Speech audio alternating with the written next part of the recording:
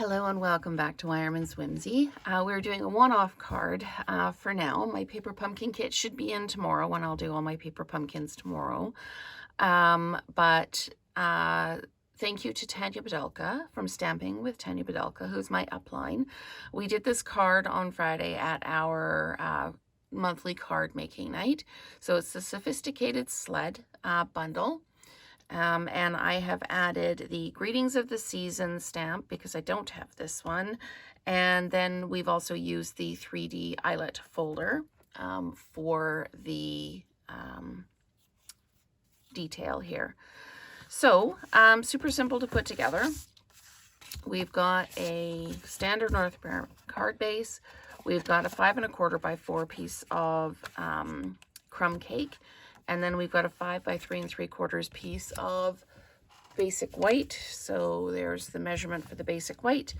And then the real red is 3 3/4 by 2 3/4. So 3 3/4 by 2 3/4. And then, so this one would be 2.5 by 3 3/4, so that it goes over the top like that. So 2.5 by 3 3/4, and then the red is 3 3/4 by 2 3/4. And then you just need some scraps to this is Mossy Meadow, and then stamped in Mossy Meadow as well. So let's go ahead and color this up. And one thing that I found was that I couldn't remember which color we'd used to ink or to color these in. So I went through and I made myself a color matching strip. All my greens, so I've got Old Olive, Mossy Meadow, Lemon Lime Twist, Granny Apple Green, Soft Sea Foam, and Pretty Peacock. And I just colored them right along the edge so that I can go along and see which one matches closest. And what I found was it was the light Granny Apple Green that matched the closest to what we'd used in class. But this is, I do strips like this when I'm quilting. I just take a little section of each fabric and I lay it on the edge of a piece of card so that when I'm looking for other fabrics, I can just run it up and down and see if it matches. So color right close to the edge, and then you can just run it along until you find the one that most closely matches. So that's my tip for today. So let's go ahead and color this in. And I'm going to use my light Granny Apple Green, and I'm just going to come in and color in the leaves. And it's a little bit darker when you first use it, so you kind of, you know, have a little moment of, do I have the right color? But really any green will work as long as you can still see the outline of the leaves from the stamp. You're not kind of obliterating them. So just going around and filling those leaves in. I'm using the narrow end just so I've got a little bit more precision. And it still only takes, you know, a couple of swipes to get everything filled in. And I find there's less kind of coloring outside the lines than using the brush tip because these are smaller areas to color in.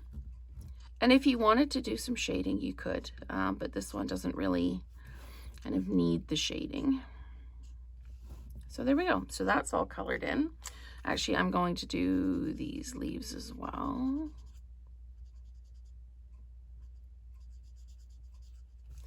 Like this. And just keep coloring them in. And then we used Real Red to do the berries, and I also have some Real Red bling that I've colored up. I'm just going to use the light Real Red to color in the berries like this. Oh, and I've missed a leaf. You're all probably screaming at me, you missed a leaf. It's right there. I'll have to come back to it. So there we go. Let's just color these in. Okay, and that was light Real Red that I used for that. And then just pop that in there. And you can see the difference, how it lightens up and it's the correct color, which is why the test strip is such a good idea, because these colors are dried and then you can see which one matches the best. All right, so let's go ahead and put this card together. I'm just going to pop this over here. The first thing I am going to do is I'm going to stamp my greeting, because if you get everything glued down and then your greeting goes wrong, you're kind of, you know, you have to start over again. So I'm just going to pop this here kind of in the middle as my kind of registration for where I need my stamp to go. Just trying to get that straight. There we go. Okay. So because I am using a really dark color, I'm going to just run my stamp through the Versamark to start with, and it helps not stain quite so much.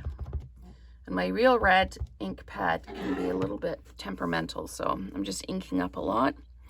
And then we're going to pop this down like that. So we've got our Merry Christmas like that. And it doesn't seem to matter how many times I re-ink that, it still can be a little bit troublesome. Let's put it that way. Okay, so we're just going to use our adhesive, and we're going to take our piece of eyelet that is 2.5 by 3 3/4. And I'm going all the way around the edge because it is one of the 3D folders. And I'm going to attach it to the 2 3/4 by 3 3/4 piece of real red right up to that edge, like that. And then just drop it down. And then we're going to start adhering our card together. Now this one, oops, I'll scatter everything everywhere, is all flat mounted, but you can certainly raise this up if you wanted to. I am just going to flat mount everything this morning. So we're just going to drop this down on here. Again, equal top, bottom, and side, and then it should go down nicely. This one is going to come down again, equal top, bottom, and side, and you should be fine. There we go. And my Merry Christmas is just a little bit light there. I am going to order a new one. Mine is really, really quite old, and I've used it a lot.